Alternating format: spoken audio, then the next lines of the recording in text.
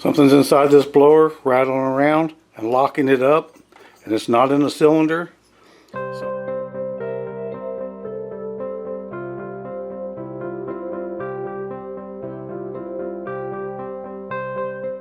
So I'm going to remove it from the casing and take it apart.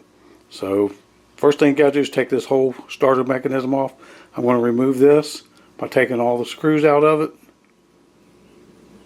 just to get the linkage to the carburetor out of the way. So I put all this back together so not to lose any pieces. As you can see here, I've removed the wires from the coil, put them over here. I'm going to leave the carburetor hooked up. I may have to take this off to get it past the gas tank, but I'll see when I get there. Now I'm going to remove 6 screws around this casing. This should just come right off. Now I'm going to remove this nut right here. It's a 1/2 inch. It's reverse thread.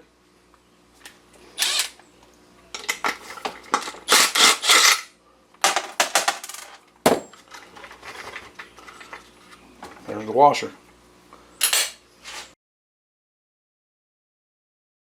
Now go ahead and thread this off. Just turn it.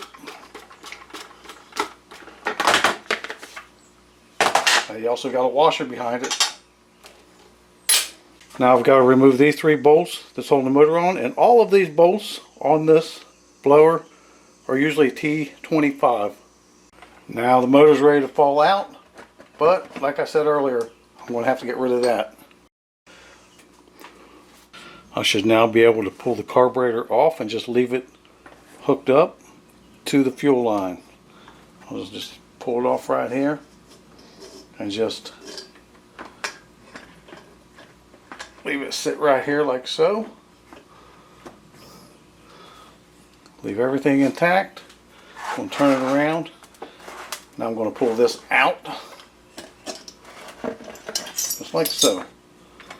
I got a wire right here. There it is. So here's the motor.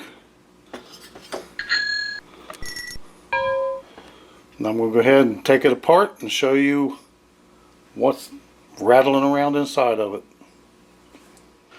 I'm going to go outside and clean all this off first before I take it apart, because that's what I got to take loose, because I believe right in here is where the part's rattling around and it's stopping our crank from turning. What I have to do next is remove this bolt right here. Now I got to remove this 13mm nut. It comes off counterclockwise, normal threads. In order to get this off, I got to put a puller on it. And I want to take the coil off because I don't want to break or damage the aluminum. Now I should have some room to get a puller in there. Got my puller set up on there. Now I'm going to start running this in, trying to get that off there. It's 9/16.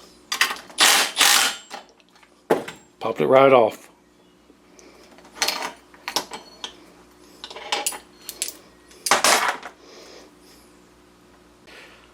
Right here's the bolt that I got to take out.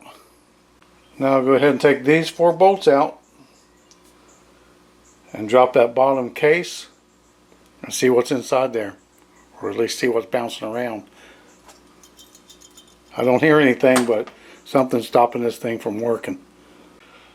Now that those are out, I'll hold on to the top because all I want is this bottom part to come off.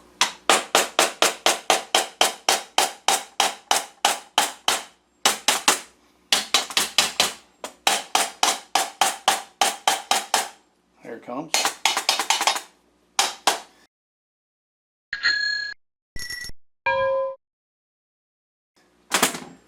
Okay, I've got to take this whole thing right here off, so I got to take the other 2 bolts out. There it is.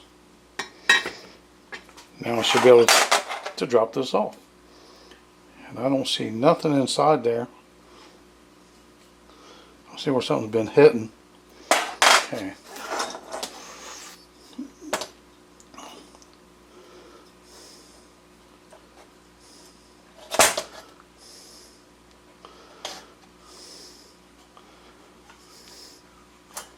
I don't see anything in there.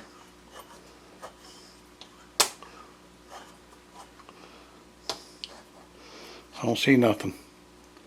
Let me see if I can get you a good view here. Let me take this seal off. Look at that. The bearing's gone. The bearing's shot. Look at it. It's missing a couple bearings right there. And that other bearing is pretty much toast. I'll leave all this up in here. I'll get a flashlight on it. See if you can get a better look at it. See that?